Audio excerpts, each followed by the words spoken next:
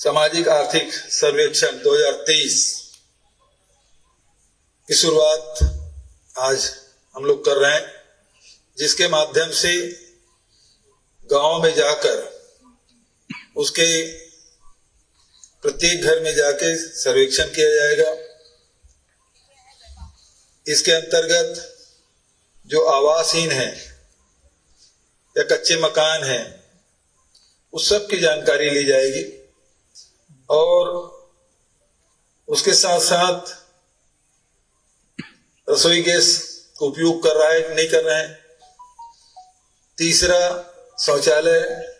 बने हैं कि नहीं बने, उसका उपयोग हो रहा है कि नहीं हो रहा है, इन सबका सर्वे हम लोग करेंगे ताकि आने वाले समय में उसकी योजना बनाई जा सके। महत्वपूर्ण विषय ये है कि 2021 में जनगणना भारत सरकार को कर लेना था,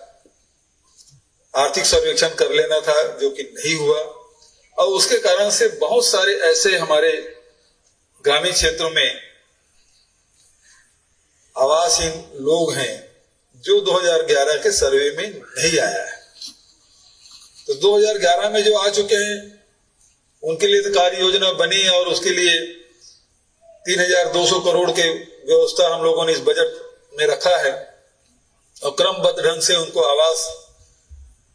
निर्माण के लिए सुविधा दी जाएगी। लेकिन जो सर्वे से छूट गए हैं या 2011 के बाद यदि वो पात्र हितग्राही हैं और वो चूंकि किसी सर्वे में नहीं आ रहा है तो उसको लाभ नहीं मिल पाएगा। ऐसी स्थिति में उन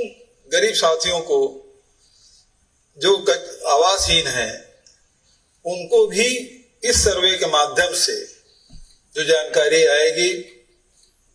उसके